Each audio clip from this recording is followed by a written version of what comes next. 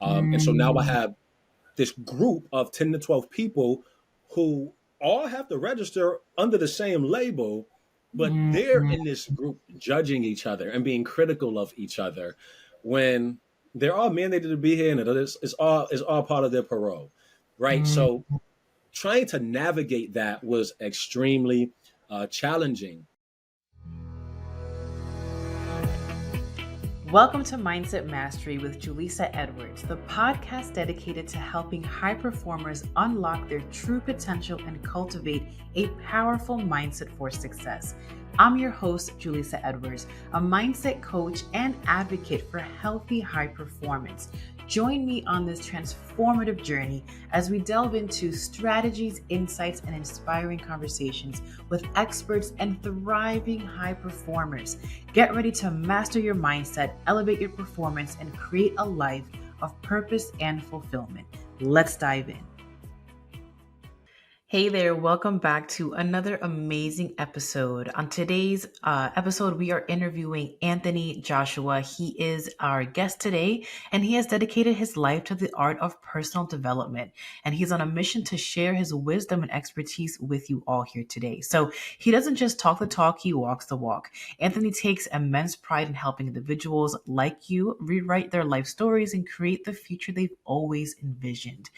What was really cool about this episode was that, him and I both share very, very similar professional backgrounds in terms of us being therapists and then also coaches, and how that's looked like for us in the terms of embodiment and how we really practice what we preach, and how certain life lessons in our own lives and also in the lives of our clients has really helped us gain all this abundance of knowledge and data really to really help our clients in the best way possible. So if you can imagine two coaches, two therapists chopping it up, getting really deep with mindset shifts and how to cultivate the life that you're seeking, you're definitely going to want to tune in and take your notes. And yeah, I hope you enjoy.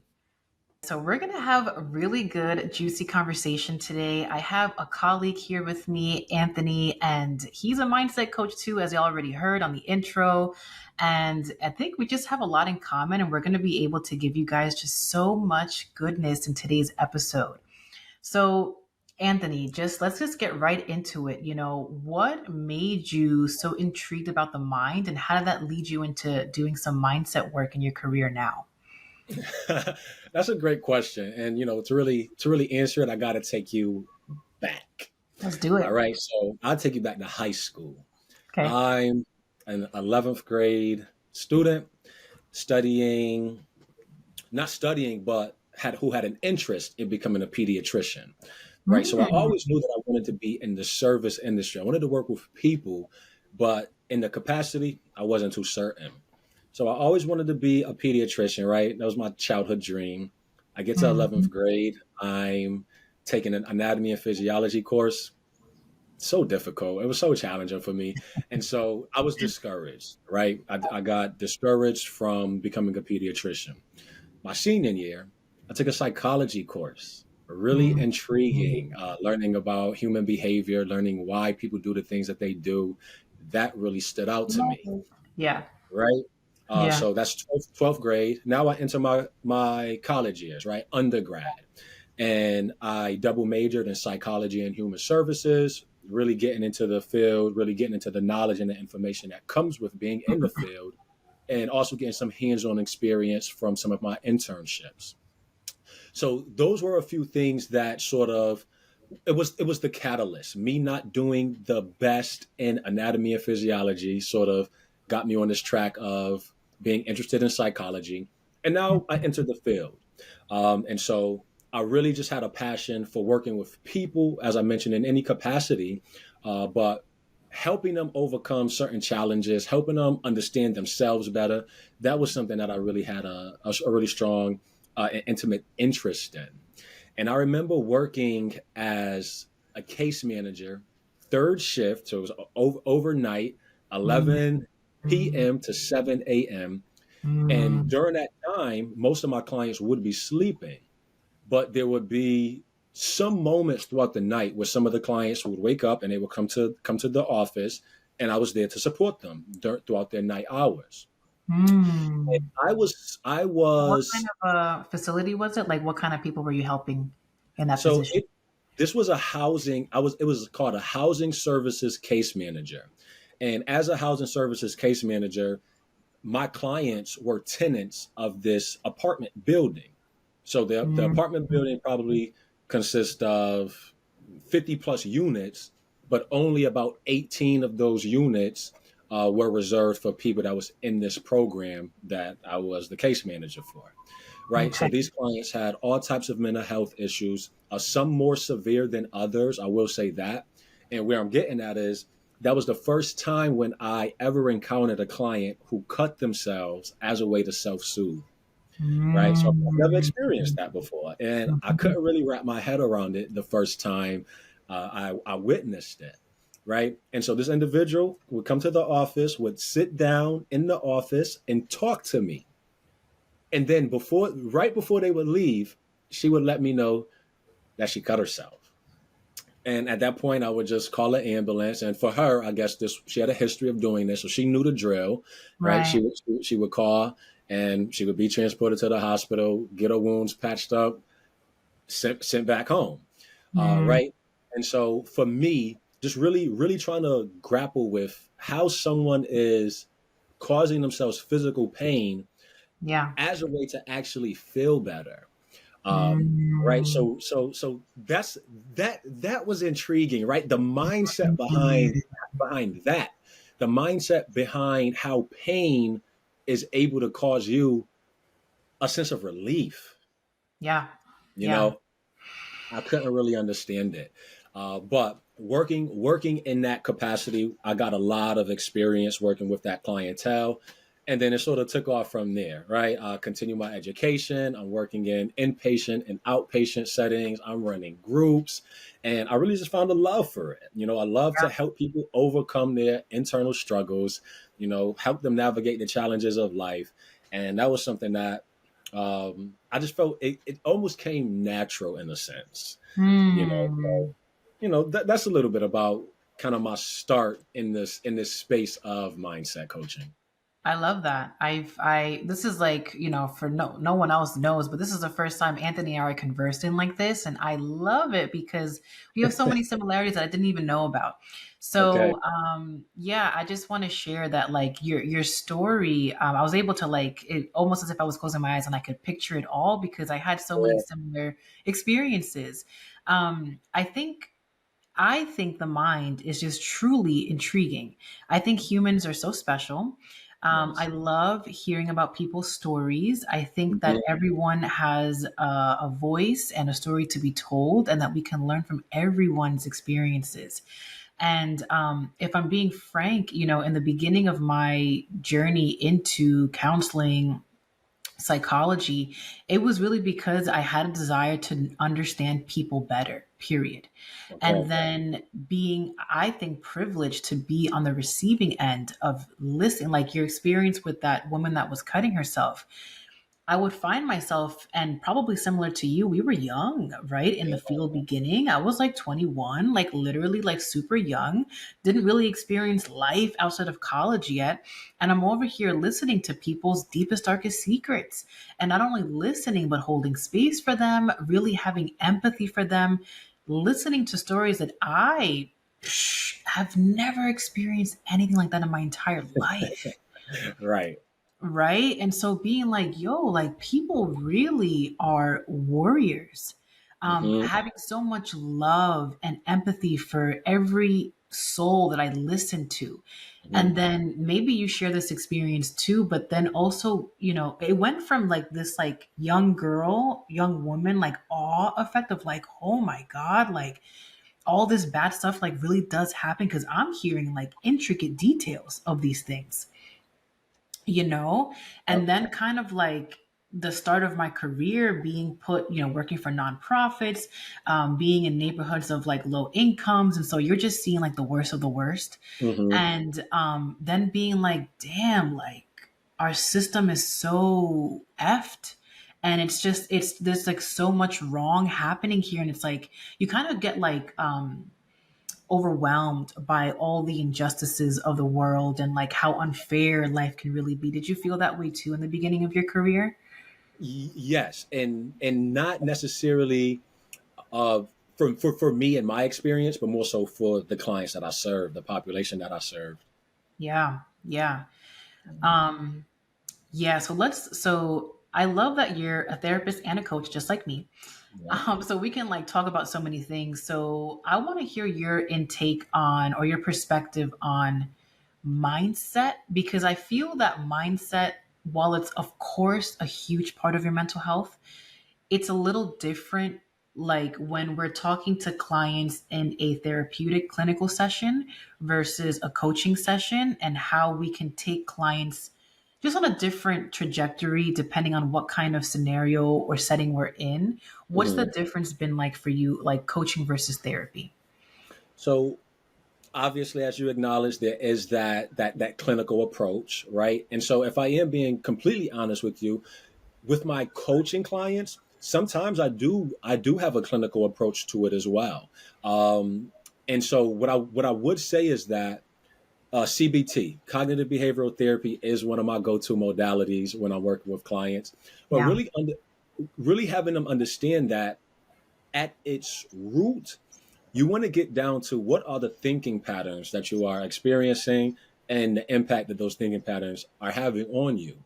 You Yeah. know, so yes, there is that evidence based practice of cognitive behavioral therapy, but another modality that I use in my practice or in my work is metaphysics. And what Mhm. metaphysics is, it's a philosophy or a ideology about reality and how it works. And it really Mm. relies on this understanding that we as individuals are the creative creators of our lives. And so as opposed to giving the power to the external world, metaphysics speaks to you taking back your power, right? Yeah. What are the things within our control can help that can help shift this situation in a more favorable way, And so while I do I might combine some of my approaches or modalities in work. I do think that at its root, it's really understanding the thinking process, which is the mindset Yeah. behind whatever it is that we are trying to achieve, embark on, right? Be in pursuit of. Yeah. What's the mindset that we have that's that's driving that, Yeah. right? Yeah. What curated experiences have cultivated your perspective, your point of view to make you think that the world operates in this fashion? Exactly. I like that. You good.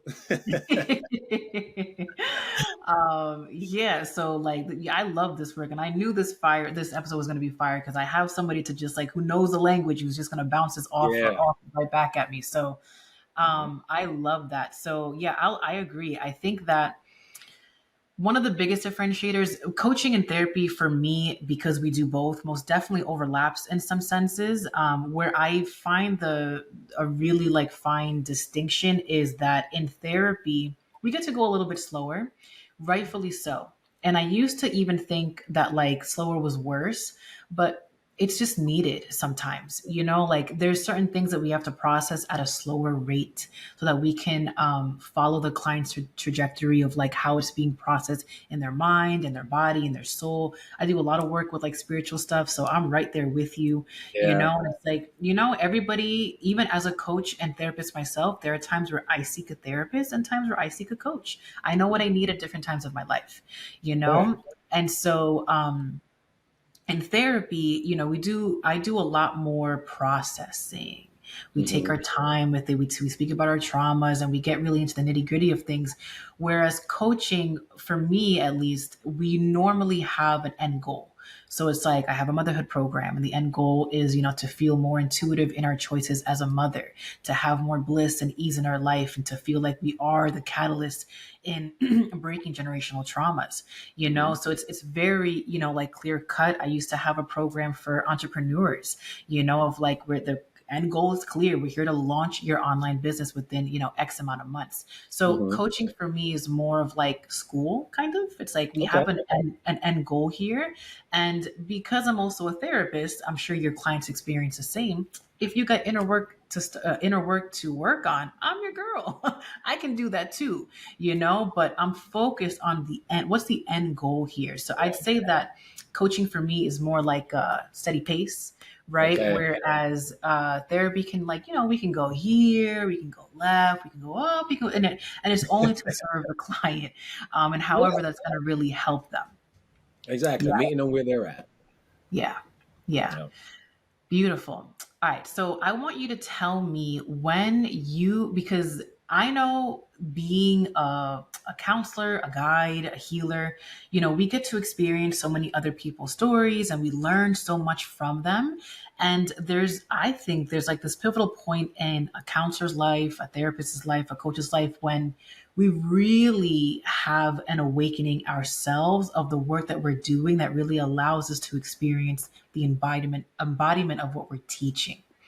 So, can you give us like a pivotal point in your life where you're like, yeah, mindset is it. Like what I'm teaching is factual, because not only have I seen it within my clients, but I'm also experiencing with it within myself, and now I know it to be true on all levels. You know, I've probably had so many moments like that. But just as you're speaking, it's not only evident through the work that I see my clients doing, but more so in my personal life. Just having a routine that I do before I even get out of my bed, right? Mm-hmm. It just helps set the tone.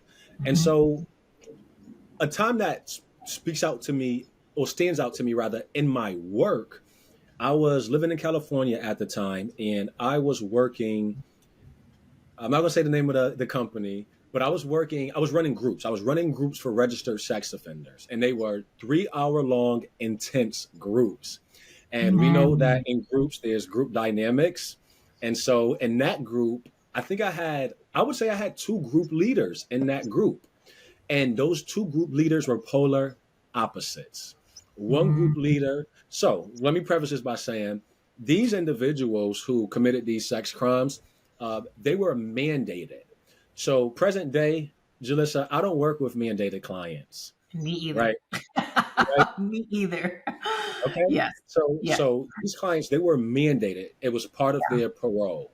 And if these clients did not show to the group, I had to be in contact with their parole officer. So Yeah. I'm already walking into a very hostile might be too extreme, but Yeah. but but, Hmm. but borderline, right? Maybe just Yeah. borderline hostile environment of 10 to 12 registered sex offenders, right? Yeah.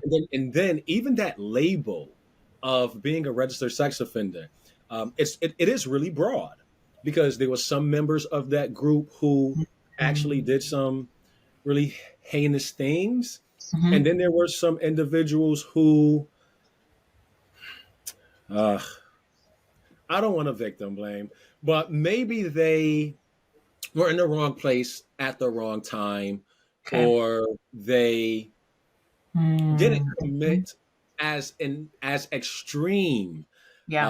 of an offense, right? Yep. So it was the label of sex offender was kind of this blanket statement, and so now I Mm-hmm. have this group of 10 to 12 people who all have to register under the same label, but they're in this group judging each other and being critical of each other when they're all mandated to be here, and it's all part of their parole, right? So Mm-hmm.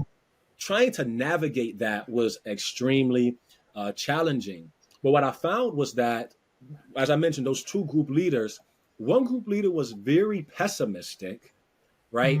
Why am I not, Anthony, as the clinician of this group, why am I not advocating, right? Don't social workers advocate? Why am I not advocating for them not to be in these groups, since these individuals already served their time, right? They did their time in prison, you know. Why do they have to take 2 days out of their lives, 2 days a week out of their lives, to come to this group and, talk to me and rehash those experiences that they just want to leave behind them. Yeah. Right. So I had a group leader who had sort of that approach and that perspective, which I understand and I empathize with. Right. I do get it. You did the crime and you served your time. Yeah. Yeah. So I definitely understand that. And then I had another group leader who was a little bit more optimistic. He recognized that he made a mistake, right? Made some poor choices in his life. He did his time, and this group that he's mandated to attend twice a week is also part of his consequence, Right. right? So both of those individuals with two completely different mindsets, they would influence the group at different times, right? Mm, When the more pessimistic client would start going, I would hear mm, the echoes from the other yeah. people in the group, right? Really, really just piggybacking off of his sentiments, which again, Mm, I get that. yeah. And then I would have the other group leader with the other mindset, just trying to support me as someone who's here to work, who's here to get clinical hours and supervision. Really, really, really, really supporting Mm, me and acknowledging that I'm just here to do a job, and this is all part of their consequence, right? So that's when I really saw mindset in in action, right? In real time in that group setting, because it could get really tense. Spending 3 hours is a really long time a in a group long setting, time. you know. I was gonna say, because you're such a good storyteller. I was like, I didn't want to cut you off, but I Mhm. want to get people to notice that, like, understand what you were doing here as a task, a job, to hold space for 3 hours with people that are on parole that don't want to be there, that are labeled that don't. That's a big. Trust me, I worked in Yes. there was an alcohol abuse facility with all parole and inmates and all that. Like, it's hard. It's a rough arena to be in, Hmm. right? They don't want to hear what you have to say most of the time. It's not 1 hour, it's 3 hours, and you're handling 10 to 12 people at that. Yes. So I just wanted to give people, the audience, like, just know that what you were walking into twice a week was not an easy environment to navigate. Hmm. Absolutely, right. And so just being able to notice that difference in mindset, of these people who had so much influence over the other people in the group, and so I Mm, think that spoke volumes to me, how two people could be in the same situation and view it completely differently. mm, So that's a yeah, little example about just mindset in action, and seeing how it manifests and seeing how it impacts just everyday life. Because the yeah, pessimistic individual, he's probably waking up in the morning extremely frustrated and disgruntled that he has to come to this group, while the optimistic individual is just waking up with this feeling of acceptance, with this feeling yeah, of I'm gonna conquer the day and just take care of my responsibilities. yeah, And what you find is that with those different mindsets, you have a totally different experience. One individual now is in these groups with very cranky, very frustrated, very irritable, while the other hmm, one is calm, cool, and collected. yeah, yeah. And who knows what their past stories were prior to this group Mhm. experience. But I love the quote, no matter where you go, there you are. Yeah. So this first person who is pessimistic, doesn't want to be there, all the things, it's like, no matter where he goes, he might always kind of carry that energy with him. And honestly, Hmm. that sucks. That sucks Hmm. because you're living a life of friction. You're living a life that it's always like, glass half empty. It's like, oh, why do I have to do this? And we find joy in the everyday nuance that is really magical when you can shift your perspective to see it that way, Yeah. right? And I'm thinking about this other guy, like, flowers and butterflies. It's like, this thing sucks. I kind of, I have to do this thing, but you know what? I'm going to learn from this. This, yes, Hmm. I serve my time, but I'm going to be able to expand further and really, read these stories that caused me to do whatever it was that I did at that time. Hmm. Exactly. Exactly. And we can only, only imagine, like, I hope the first guy is in a better place, but I can only, imagine that the second one that was more optimistic is in a much better place energetically at this day and Yes, age. exactly. Exactly. Yeah. Yeah. So, if learning, firsthand through our clients, through life, like mindset is really pivotal. And I think what I'd love to talk to you about too is like people's timing. And we kind of touched upon that, coaching versus therapy. But, you know, as a younger counselor, I used to sometimes feel not defeated, but like this rude awakening that it wouldn't be everybody's time, that Okay. my work with somebody wouldn't always change them. And so we could Mm. talk, this is something separate, but we could talk about, like, helpers want and desire to help people and then not being able to do that all the time, like just coming into terms with that, Yeah. right? And then just like the reality of, like, this person has gone through a lot, and where they're at right now, emotionally, mentally, physically, if we can get them to, brush their teeth and get out the door, that's a huge win. And Hmm. we'll leave it at that. Yes. And also learning through time that, like, our work sometimes is just planting seeds, and the Hmm. next mentor or experience will bring it further, and that's okay. you Hmm. know um Versus, being able to meet somebody where they're at, and in that first session, first hour, being able to have massive transformations.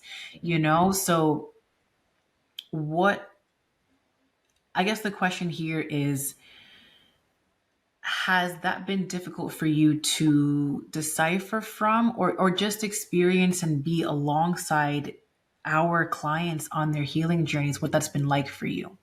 Yeah. So I really like that. And that's not something that I really put much thought in the past, right? About my ability to impact the client, and or my desire rather to impact the client, and they maybe not really maybe meeting the goals or making as much progress as maybe I expected, or even that they expected, right? But even to touch on just the young part, right? Being younger clinicians, being younger coaches in this space, in this industry. I oh gosh, this we could go somewhere with this, right? Because it is something Let's that go. I've been recently experiencing it as well, right? Just the age thing, right? Being young, um, being young, but also being black, Jalissa. Yep. I feel as if I'm questioned. Maybe initially, maybe for the first 10 seconds, right? Mm, My camera comes on, they see me, and I feel like there are some biases and yeah, some preconceived notions that just automatically and maybe even subconsciously just come into play there. sure. And then I start to talk. And I think that's when it shifts. I think that's when it changes. Um, Yeah. you know, but everyone isn't receptive to me. And I'm speaking about this, and I had that sort of reaction when I initially responded, is because I am Mm, currently, and I'm not going to hold my breath, but I am currently waiting for a response from. I wouldn't even consider them a client just yet because I only did the assessment with them, right? That initial biopsychosocial, yeah. and they haven't returned. And I've outreached them Mm, on several occasions, and I'm like, okay. And there are some demographics at play that I think play a role mm, in it, right? I try not to get too caught up in it. It doesn't matter much, right? If it's not a good fit, it's not a good fit. I do understand that, uh, yeah. but but I find that I still have to endure that, right? The judgment of if I'm qualified to be in this position, you Yeah. know? So when it comes to just helping people or helping my clients, right? I recognize, Jalissa, that I'm not for everybody, right? And Yep. I also know that I'm not going to be able to fix people, right? I might help facilitate that process of you overcoming some of your internal struggles, or you uh, battling some difficulties that have been a challenge for you for some time now. Yeah. But I also know that while I, I may not be able to fix the issue entirely, like you mentioned, if we could get these clients to take care of their ADLs, right, their activities of daily living, then that's a Mm-hmm. win in our book, Right. right? Because we're leaving them off in a much better position than they came to us with. And I Correct. think that that's the mindset that I have when I work with my clients, right? Even if we do not achieve the treatment goals or the goals entirely, did we make progress towards them? Right? How close did we come? Yeah. And I Yeah. think that that's what really matters most, right? Because as you are mentioning, and even in the therapeutic setting, right, we want to prepare clients for discharge at the beginning of the sessions, and so that's really setting them up to say, hey, we're not going to be in this right in this therapeutic relationship forever, Forever. Yeah. right? It's going to end, and your journey is going to continue.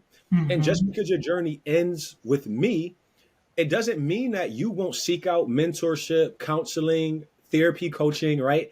Right. In another phase in your life, right? To continue on with the progress that we've already made. Right. And so I try to make peace with the fact that as long as my clients are making some effort, I see it, right? Yeah. I can observe it. It's obvious, it's evident to me, but they do as well.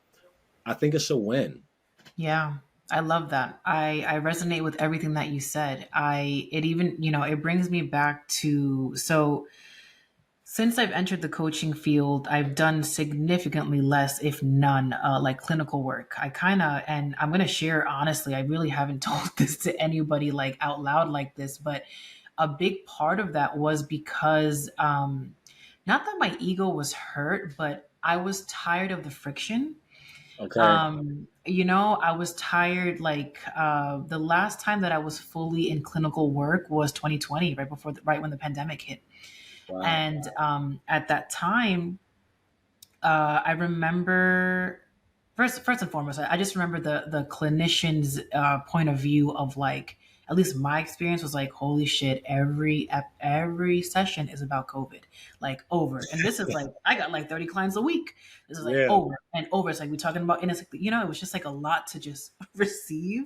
Hmm. And then all the stuff, happened with Black Lives Matter and everything that happened behind that cause and why everybody was rightfully so riled up and passionate at that time, myself included, being somebody of color, right? Yep. Having a Jamaican husband, and my children are, we are of color. So all of that, this is actually before I had kids. But so all that to say, I remember asking my clients, and this is like where the clinician has to, be above and not let their personal feelings get into the mix of things, right? And so I remember like asking first of all, every person of color, every client of color that I had, it was a topic of conversation. Of course, it was, Yeah. right? Like without a doubt.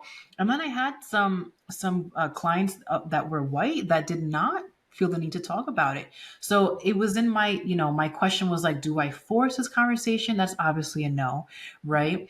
But I would begin all of my calls at that moment in time with the question of, do you need space to talk about the current like blank of the world at this time, the current like environment of the world at this time, and just see what they would say.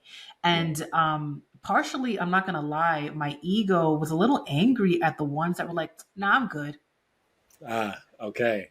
Okay. Like it was like, nah, I'm good. Let's just go back to our like regular schedule, like treatment, like calls Mhm. about my blank blank blank. And I was like, damn, like nothing, like you don't want to like nothing. And so then I had some beautiful experiences with white individuals that knew that very blatantly I was somebody of color, and they would ask me questions. They would be concerned. They'd be like, hey, am I messing this up? Like, can I be better? Can I be a better ally? And we had those conversations and all of Right. that, and I bring all this up because in that moment in time, it was a very eye-opening moment in life where it was very clear on where people stood Hmm. politically, like for so many different things, right? And so I remember having to hold space like I do for everybody, equally. But it was the first time that and just like you, I had dealt with molestation, individuals who had like just quote unquote horrible track records. And I Yeah. was able to see past it. I was like, yeah, they got their own trauma, hurt people. Like, I'm gonna still treat them like the individual that they are and hold space for them, you Hmm. know? And it wasn't that I wasn't doing that for other clients, but it was the first time in my career as a therapist that I was like, damn, this feels like I'm betraying my own a little bit. Like it, my personal, and they would never know it, but it felt wrong that I was, this is just truthfully speaking, that I was helping somebody that had such polar opposite views on the world at that time. Hmm. It was Hmm. hard. Yeah. And so at that time I got introduced to online coaching. I was in mentorship at that time, to start my online business as a coach. And I had the understanding that, oh, similar to a private practice, but as a coach, and everyone getting to see exactly who I am on Instagram, I only call in aligned clients at that time. Okay. Yep. There's no friction there. All of my clients are dream clients. Hmm. Everyone that wants to work with me knows my age, my weight, my size, my beliefs, my, Right. like there's no like, and you're choosing me because you fucks with me, like you like me, and you want me to assist you on your healing journey. Exactly. Boom. Like, Yep. to me, at that time when the world was so crazy, I ran with coaching because it was like, this is lit. This is amazing. And so I'm reflecting, and like, you're allowing me to, like, share in real time. Like, yeah, at that moment in time, I kind of was, I don't want to say running away, but it was the easier route to go into coaching. Okay. Okay. That's interesting. And you're pretty successful in this industry. You've definitely grew and developed over those last, what, 3 years, almost 4 years. Yeah. Yeah. Yeah. So thank you for bringing that up. But so I want to piggyback off of you and ask you, has there been moments in your life where you were able to take your own medicine and, clients aside, like all that aside, like really see that your passion for this work that we do every single day, the embodiment of it, what has been some like success stories within your own journey of growth and expansion that you're like, I love the work that I do and this is why. Hmm. Growth and success stories. So, as I mentioned, Jalissa, like I have a routine that I do before I even roll out of my bed, and so I really live this stuff. Right, and so it has allowed me to be resilient, right? To not feel defeated when things don't go my way, right? When friendships or relationships don't pan out the way that I thought that they should, right? Being able to practice non-attachment, Mm, recognizing that things are that recognizing that nothing is truly mine, right? When I think about all of the things that I possess across time and space, those things are all temporary when I think about me possessing it across time and space, right? There will be a time when it's not mine. And so being okay with people, places, and things coming and going, I feel like that's a triumph for me. That's definitely a win for me because I've had so many different changes in my life in the last uh, year and a half that have really shifted my vision for my life, uh, really played with my emotions, you yeah. know. But in all, I continuously push forward, you know. And so I think that that's important, that not being attached to outcomes, to people, places, and things, and allowing what's in my orbit Yeah. to be in my orbit for the time that it is, and being okay when it's time to release it. It's time to let go. So I would say really practicing that. I've had the not the experience. I had the experience, but I've also had the opportunity. I think it's an opportunity to Yeah. really practice non-attachment, to really practice relinquishing control. To really practice letting things go Yeah. when they no longer are providing me. When they are no longer serving me at this phase in my life, right? Yeah. No matter how difficult it might be, being okay, right? Being okay with the experiences and memories that have been made and created, and knowing that when one door closes, another door opens, right? I'm still alive. I'm still breathing. Okay, so the journey continues, Right. you know. Right. And my Yeah. best days aren't behind me. My best days are yet to come, you know. And so it's Mhm. really about it's a mindset thing, It's a Jalissa. mindset game. Yeah.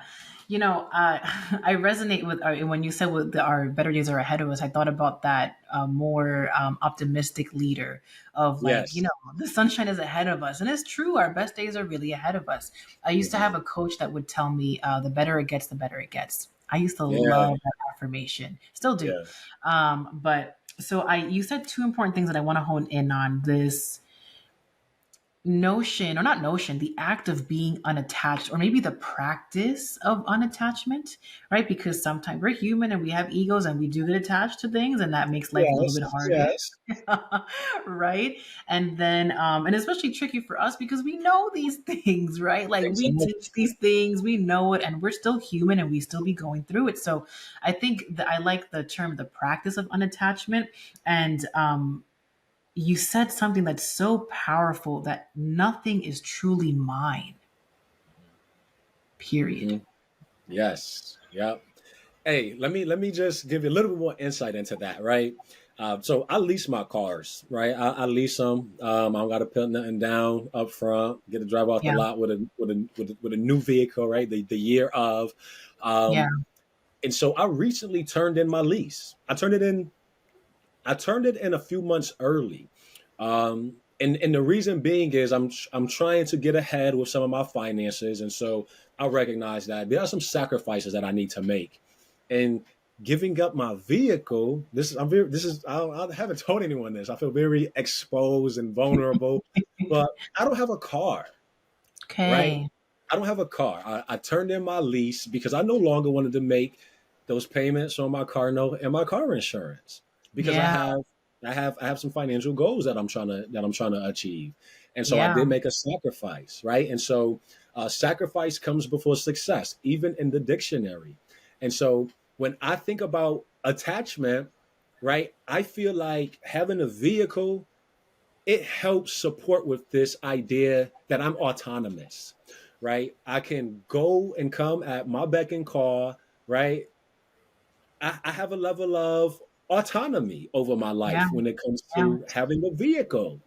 Hmm. And I turned it in probably 2 weeks ago. And so I've been without a vehicle for 2 weeks, and just navigating that, has been how has I don't feel like it's been very challenging, Jalissa, right?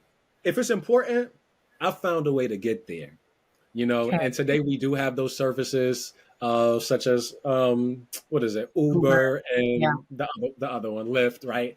Hmm. So those things definitely come in handy, but it's just I do sometimes feel as if I gave up a part of my autonomy Your when I turned in my freedom. vehicle, right? A part of my freedom, yes, but it's Hmm. just not to be attached to that thing, right? There are other ways that I could get transportation, right, to get my needs met, and I've really had to utilize those other ways to get my needs met when it comes to transportation. Yeah. But if I'm being honest, I don't need a 2022. I don't need a 2022 vehicle, right? That's more so ego, Hmm. right? So letting that go, right, and being okay with it, and recognizing that, well, it was a lease. I was going to turn it in anyway at some point. Maybe not today. Maybe a few months from now, but it wasn't truly mine to begin with. You Yeah, know, and so I being able love to let that. it Thank you for sharing that. Because, yeah, I mean, it's funny how, certain things for us hold such like value. When you go. first said you didn't have a car, like it went over my head. I was like, oh, like, cool. He doesn't have, like, and then you were like, no, this is really big for me. And I was like, oh, Yeah. like, and yeah, rightfully so, because you're absolutely right. What it means to you is all of that, is the autonomy, is the freedom. And it's a lifestyle change. Mm-hmm. It's a big lifestyle change. Yep. So yeah, I love, and I think the practice of unattachment and this lesson of life that nothing truly belongs to you will just weave in and out through different chapters of our life. And that act of surrendering to just humble yourself and ground yourself. And it could come with, my first thought was like with my children, that they don't Mm. belong to me, Mm. and I love them so much, so much. And I was just talking to one of my clients as a mother, and we were just vibing off of the fact that like our purpose here is to fertilize the soil underneath them, and Yes. that's it. Yep. Right. Yep. And they want to lean right to reach the sun or left or back or forth. It's like that's on them. And we just have to, hold their hand and breathe life into them and water them. And that's it. Mhm. Like their journey is not mine. Right. Right. And on a spiritual token, like motherhood for me has been very enlightening. Mm. Versus like being more in tune with my spirit, with my ancestors. And I remember after my firstborn son, Marcus, was born, we took him home from the hospital. We went to Wendy's. I was starving. And we're on the line waiting for food.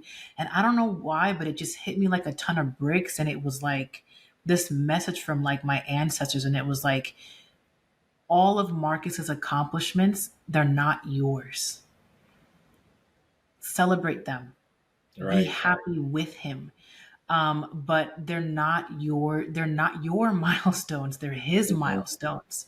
Mm-hmm. Right. And so yeah, when you said that, like my mind went to parenting, but it could go to so many things. Like it could go Right. to this house, this computer, like all these things. Like I've had a rough long journey with like money mindset and trauma when it comes to like energetics of money and all of those things. And so I know certain things like that, like it plays tricks with me, and I'm still like learning how to maneuver and like surrender and just grounding and humbling and all that we just spoke about. So thank you for being honest and vulnerable and sharing that recent change in your life Mhm. just now. Yeah, no doubt, no doubt. I know it can be helpful, right? And that is the hope that this conversation that we're having, somebody takes away something from it. Yeah, Somebody decides that they give up something that they know might have been maybe hindering or delaying their progress towards a goal that they want to make, right? yeah, Recognizing that these material things, they come and they go, and we can't take it with us. So it's okay if we go without it for a little while, yeah. right? We weren't born with it, so we didn't always have it to begin with anyway. Right, right. I wanted to bring up the fact too that like again, I don't know you very very well, and we're learning. I'm learning. I love this conversation. I'm learning so much more about you, and we have so much in common. Mm. And I remember, the first time that I reached out to you to do this podcast, you politely and for me very honorably said, "No, it's not a good time in my life right now." Long story short, right? It's just, not in the cards for me right now. And I think that is true embodiment of who a coach, a counselor is. Like, I don't know what was going on in your personal life and you don't have to share, but what I received was he's reserving space for him at this time. Mm-hmm. Right. And I might have also told you that I wanted to talk it over with my therapist. You did say that. And I actually like clapped for you on that. I was like, yeah, go do that. Yeah, like that's a Right. great idea. Yeah. And thank you for respecting that first off, but I felt Jalissa, I want to take all opportunities, right? To showcase my knowledge and my expertise.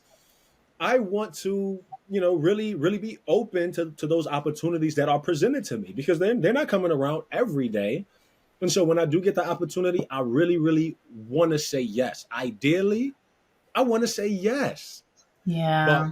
when I read your message, I couldn't confidently say yes. I couldn't just confidently say yes, right? I, Mhm.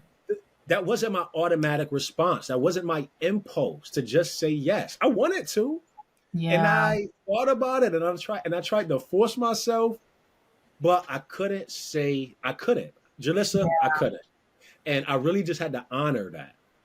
I really just had to honor the space that I'm in and really reflect on why, right? Why can't I say yes to this opportunity, knowing that I want to take all opportunities that allow me to showcase my expertise, right? My skill Right. set, talk a little bit about my business, right?